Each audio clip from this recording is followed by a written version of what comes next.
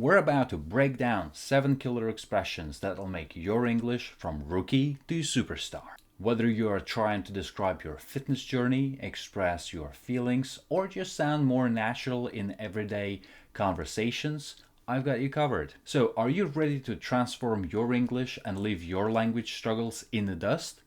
Let's get started. A couple years ago, I put on a lot of weight for a film called Knock at the Cabin. Okay. And I went up to 315. 315. Yeah, and I'm about 240 now. 240 now. Hold on, let me get some paper and I'll figure this out. And I've been trying to shed that weight since, and I've just now kind of gotten to the point where I'm like, I feel good, man.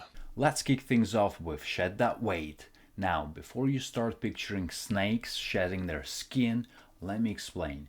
To shed means to get rid of something, like trees shedding leaves in autumn.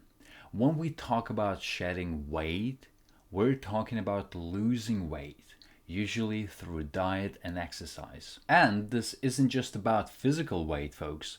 You can shed emotional baggage, shed responsibilities, or even shed bad habits. Let's see it in action. After the holidays, everyone's trying to shed those extra pounds. She's finally shedding her fear of public speaking. The company needs to shed some expenses to stay profitable. You look very trim.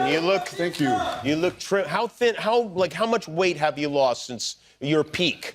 Next up, we have you look very trim. This is a polite and slightly old-fashioned way to say someone looks fit or in good shape. Trim originally referred to a ship being in good condition and ready to sail. Now we use it for people who look healthy and fit. It's a nice compliment that is less direct than saying you've lost weight. Here's how you might use it. Wow, you look very trim. Have you been working out? He always looks trim in his tailored suits. I'm hoping to look a bit more trim before beach season. My fondest memory of that day was Javier Bardem's reaction to that film. Oh, really? Because he was so excited about it. He loved the film so much, and he was just laughing and dancing at the end of it. And it just made me feel so validated and good, because I love Javier so much. Moving on to feel validated. This one's all about feeling recognized and approved of. When Batista says, "It just made me feel so validated and good," he's expressing that someone's actions or words made him feel that his feelings or opinions were confirmed as true or worthwhile.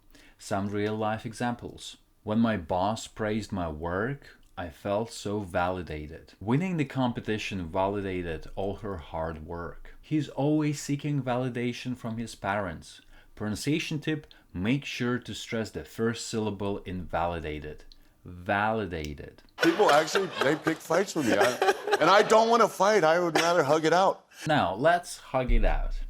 This casual phrase means to resolve a conflict or disagreement by hugging, implying that you're letting go of negative feelings. Batista says, "I would rather hug it out," suggesting he prefers to resolve conflicts peacefully and emotionally rather through aggression. When might you use this? After their argument, the sisters decided to hug it out. Instead of holding grudges, our team likes to hug it out after disagreements. Come on, guys, let's hug it out and move on. And when the police came, they charged me. They did? Because I pushed him. And they said that started the fight. Oh, I wow. was like, yeah, so they ended up dropping the charges. But yeah, but now I choked him a little bit. Time to drop the charges. This legal term means to stop pursuing legal action against someone. When Batista mentions they ended up dropping the charges, he's saying that someone decided not to continue with a legal case. Here's how it's used. The store owner dropped the charges after the teenager apologized. If you return the stolen item, we might consider dropping the charges. The charges were dropped due to lack of evidence. And he jumped up in my face and he said, "I don't care if you're big, I hit you 3 times before you hit me once." And he was so in my face and so aggressive, I pushed him. And he ran around like he was losing his mind. He was like, "Oh, no, no." And I'm wondering what this guy is doing. And he picks up a wet floor sign off the floor. And I'm thinking, no way this guy's gonna hit me with a wet floor sign. No way he's gonna do it. Crack. And he cracked me right in the head. Ever felt like you were going crazy? That's what we mean by lose your mind. Batista uses it in the phrase, he ran around like he was losing his mind. This colorful expression describes someone acting irrationally or extremely emotionally. Here are some examples. If I have to listen to that song one more time, I'll lose my mind. The fans were losing their mind when the band came on stage. Don't lose your mind over the exam results. It's not the end of the world. Hold on, let me get some paper and I'll figure this out.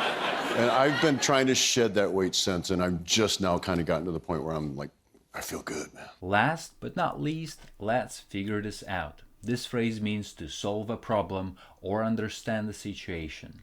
When Batista says, hold on, let me get some paper and I'll figure this out, he's saying he needs to work on understanding or solving something.